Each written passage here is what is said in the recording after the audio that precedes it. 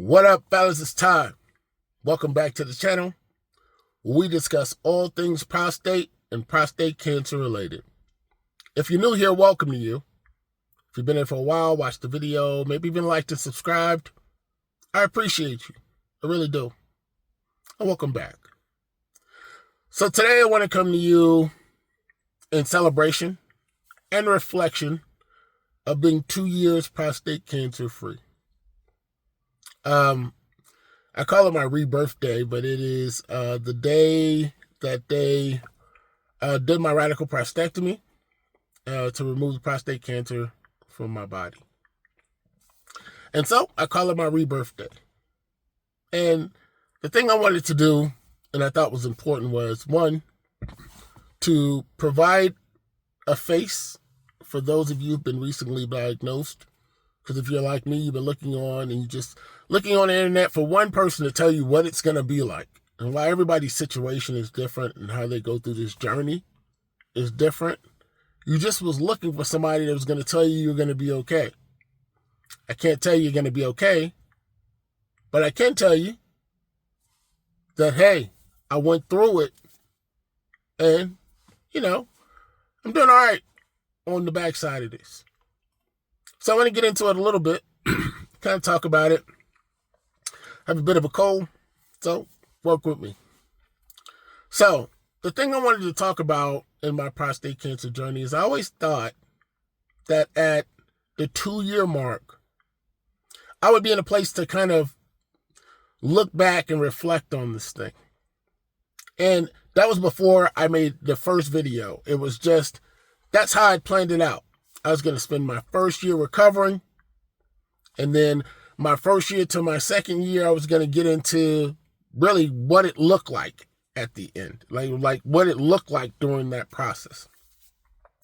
And so I'm going to share that with all of you. All right, so let's kind of get into it. So if we look back 2 years, I was diagnosed with prostate cancer with a Gleason score of 3 + 4 = 7. That's right in the middle. I get some questions about the Gleason score. I've realized that some of you do not know what that means. You need to make sure that you understand exactly what that means and what it means towards your prostate cancer. I do have a video out there that you can watch in regards to that. But I had a 3 + 4 = 7 Gleason score. And then most of the questions that I get from people that I interact with about prostate cancer is, what was your PSA? And so, there are a number of reasons why your PSA could be higher or lower. So the thing is you have to look at it in totality. And so my PSA was around 2.4. Now, I had a history of prostate cancer in my family. So I always thought that 2.4 number was high, but it was consistent every time I had a physical. Now, I want to make sure you understand that every time I had a physical means that I was having a yearly physical with my primary care physician. If you aren't, I encourage you to do so. So when I was looking at that, I had a baseline. I kept looking and looking. Well, I went and it went from 2.4 all the way to 3.4. Never got to 4, but it was 3.4. So I was like, hey, what's going on? So my doctor was like, look, again, there's any number of reasons why this could be up that high. Gave me some antibiotics. It went back down to 2.7. And he said, well, it would not be going down that way if you had something. And that's one of the points of reflection that I wanted to make with you all. At that moment, I could have just listened to him. I could have just said, you know what? He's the doctor, he would know, and I could have just went back to the house. Now, 3 + 4 = 7 means I was right in the middle. Right before it gets bad. It's right there in the middle of, you have early stages prostate cancer and late stage. I was right in the middle. And I had an opportunity to not do anything. Now, I'd had that opportunity prior. Prior to that, when I had an enlarged prostate, and we had this circumstance where the enlarged prostate and the prostate cancer symptoms kind of mirror one another. And so every time you go to the doctor, every time I went to the doctor, they were like, hey, that's just your enlarged prostate. Here are some antibiotics. Or, hey, it's just your enlarged prostate. And so I had to push them to do something. And so when this number got to 3.4, I was like, you know what? The push is real. But again, at that moment, I could agree with him. It was just my enlarged prostate. It was easy. I go home, take my antibiotics, and go about my business. And so during my reflection, I reflected on the 2 times that I could have decided to do nothing. And I think about where I would be if I didn't fight for my care.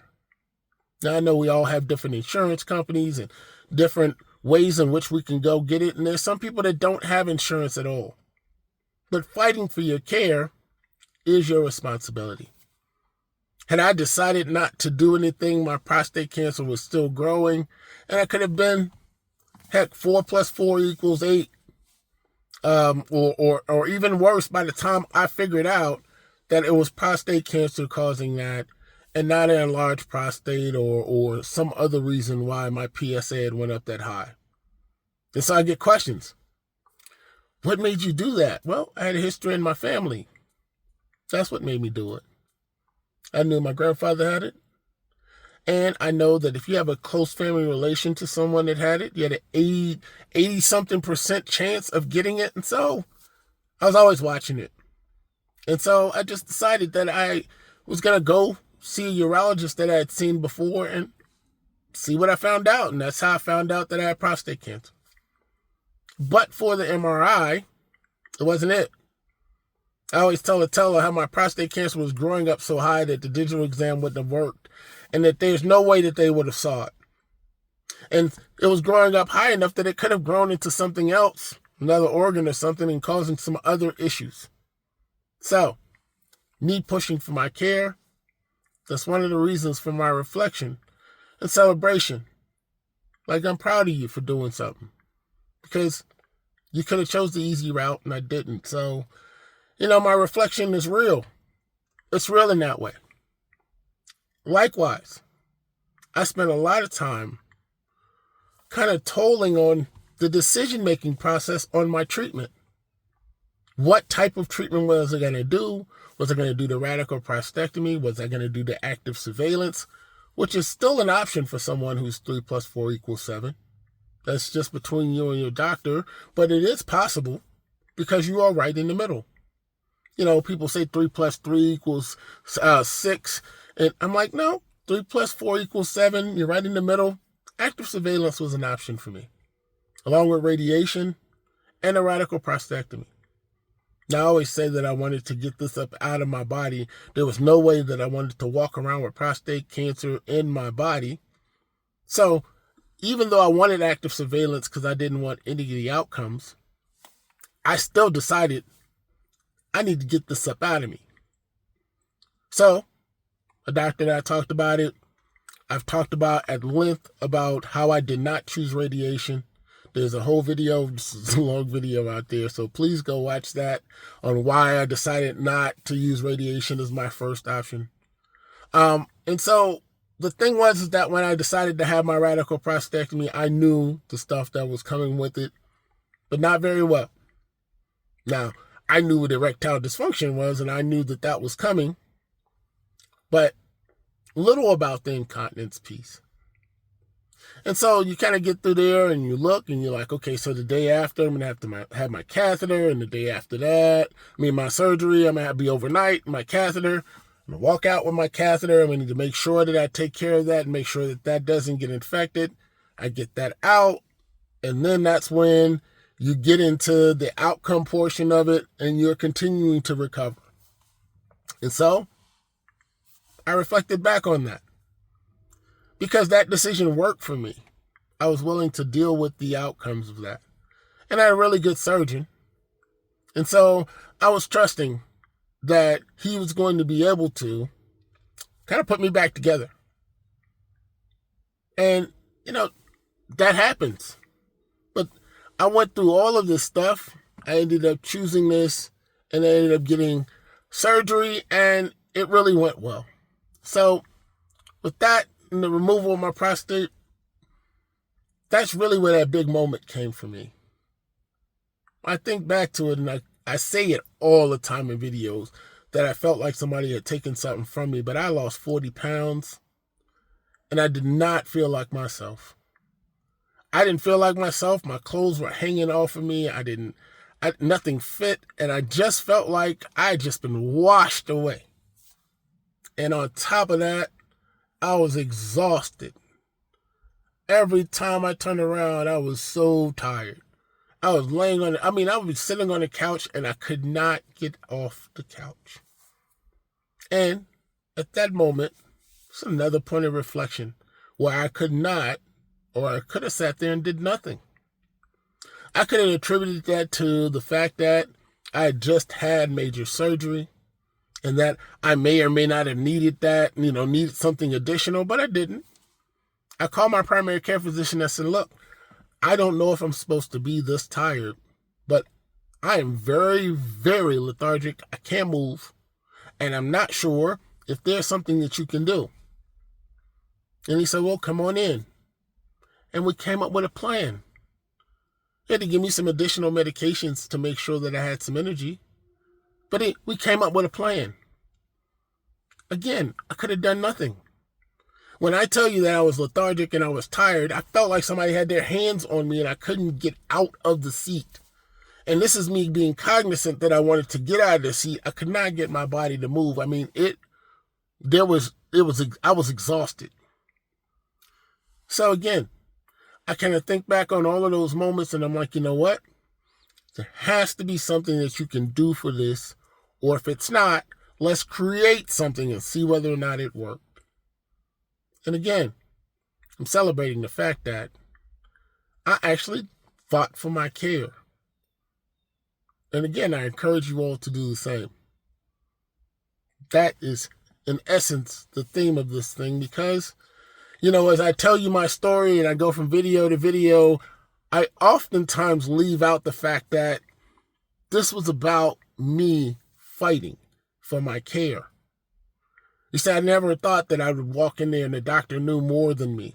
And not in regards to prostate cancer and how to treat it and medical school stuff. No. My doctor, and there was no way that he knew more about me than I did. More about my body, more about the fact that I either felt this way or felt that way, and that I knew that feeling this way was not okay. Because I did not assign it to the surgery. And it could have. So, if you are and you've gone through it and you're tired, your urologist is not the person to talk to about this. Your primary care physician can assist you because they know more about these types of things and they may or may not have come across this in some additional situation. Likewise, making sure that your primary care physician and your urologist are on the same page, that they're sharing information back and forth so that you can make sure that your urologist knows any medications and anything that your primary care physician is giving you. And that, likewise, your primary care physician checks with your urologist to make sure that anything that they're going to prescribe you is not going to cause you any issues in the long run. Again, they have their own specialty and their things, and they go to school and they kind of touch on those things, but in some cases, they don't know these things the way that the other person who is a specialist would. And so it's good to have them on the same page with your care. And I made sure that they did that. I made sure that I wrote down, send my results to my primary care physician. You need to make sure that you do the same. Now, moving on. That physical aspect of it all, that erectile dysfunction, the incontinence, the being tired piece, man, that was something else. From the fact that they went in for my radical prostatectomy using the Da Vinci into my stomach, the fact that my stomach muscles and all the rest of that, I felt like they had almost drilled through. You could see the holes in there. If you've had a radical prostatectomy through there with the robot, you could see the holes drilled in there. You're like, how in the heck did they get that out of there? Right? So you are sitting there physically trying to get yourself back together and your core is jacked up, right? Your stomach and all of that, your core is messed up. It's tough, right? Then you get into the erectile dysfunction and you're like, when is my penis going to work? And one of the times I read in the comment, one of the guys said his penis worked and somebody else said it doesn't work well. That's relative, right? Because if you ask one person where it doesn't work at all and all of a sudden it starts working, heck, work well is never a discussion. Does it work? Can I use it? Is this thing going to work? So you get that. Then you end up having the other piece of that, which is, your dry orgasm. Nothing's coming out. That's weird. Or you have stuff coming out and it's urine, it's climacturia. And you're like, what the heck is going on? Why am I passing urine during sex and at climax? What the heck is going on? Those things take some getting used to. On the flip side of that, you have your incontinence. The incontinence piece that you have. Right? So you're going through that and you have to put pads on. You have to get the correct underwear. Making sure that your pad is in there correctly and that if you have to offset it from the middle of your underwear, not like this, over here because the head of your penis leans that way and that's where if anything drips, it would be making sure you do that. It seems so simple, but it's not. Because when you slide it over to the side, sometimes it stays and sometimes it doesn't. But if the head of your penis points that way and it's on the other side of the pad, you have a pad on for nothing because it's not going to stop you from dripping, not going to stop you from getting into your clothes. One of the other things that I learned is that if you get wet down in this area, like you go to the restroom, you dribble, and you come back, put your penis away, you're going back to the bathroom. For some reason, your penis knows that it is in wet urine. I don't know how it knows that, but mine sends me back and forth to the bathroom. Dry it up. Problem solved. Have no idea. But if you find yourself in that situation where you're continuously dripping urine and you're continuously going back and forth to the restroom, maybe something you want to look into. Making sure that you're dry, but also when you're thinking about dry, just that little spot.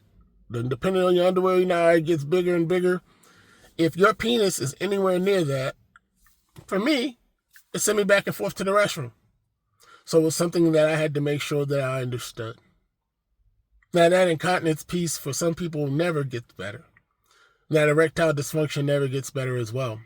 My erectile dysfunction, I don't have that issue anymore. Still have the pills.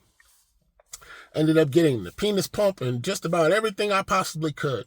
And increasing my pelvic floor muscles. Everybody was talking about that and they think it's just something to do at the beginning, but it also puts blood flow into that area, those pelvic floor muscles, doing those Kegels. They're very important. So I got through all of that, and then there was a piece that we all went through together through my video series where everything kind of flipped over from a physical standpoint to a mental standpoint. Everything was about how it is that I saw myself, and it was a mental health issue, right? You're sitting there and you're a man, you're like, man, I'm manly, this and that. Listen, dude, you have a significant other over there who would like to have sex. And prior to all of this foolishness, you just go over there and do what you had to do. But now you might want to, but you can't. Yeah, it's going to mess with you. It's going to mess with your mental health. And incontinence, the same way. Not being able to move the way you wanted to move. To be able to do the things that you wanted to do. So, it gets to you mentally. And that mental fight is every single day. And, most of the guys will sit there and they'll say that, once they go through it and that they've been through the whole process, they're like, it really is that bad. Whether you want to deal with it or not, that's really up to you. But, when I talk about getting counseling or making sure that you talk to someone, listen, you do not want that stuff to bubble up over top of where you are. right? Especially if you're getting those outcomes and then you are getting additional news about some other things, it just could become too much. And one of the things that I read is that, we have a high suicide rate. And us men, we just aren't built to deal with these types of things. I remember when I first saw it, I knew that I was going to end up having to make videos and things, right? I just knew that I wanted to do something because I couldn't believe that many men were making that decision. And having gone through 2 years now, I can understand the difficulty you find yourself in. You get prostate cancer and well, it's great. All of a sudden, let's say your wife leaves you and all of a sudden you're going through some things. You're really in a position where you can't go to work, or maybe the work that you used to do required you to do some things that you physically can't do anymore. No, I won't sit there and tell you that I don't understand how a man could feel like he was fed up and tired. I don't think that you should make that decision. While that's not up to me, I want to make sure that I provide you with an opportunity to see somebody who is actually doing it and has been through the fire just like you. I think that's important. You get to that mental health, you got the follow-up care. If you're on 6 months now instead of 3 months, going back, getting your PSA read, waiting for him to come in and tell you that you're less than 0 or less than 1. And that's your treatment options outside of active surveillance. They want to come back and make sure that your PSA is not rising at all. So it's not if you have radiation or your radical prostatectomy, they're still going to be checking your PSA. And every 6 months, now I go in there and I have to wait. And I get that anxiety of making sure that he comes in here and tells me that there's nothing going on. Recurrence is real. The thought of recurrence is real. You try not to do that because I don't want to manifest a recurrence. It's really not what I want to do. I manifest positive things. So I think positive thoughts in regards to my prostate cancer and it being gone from my body and not coming back.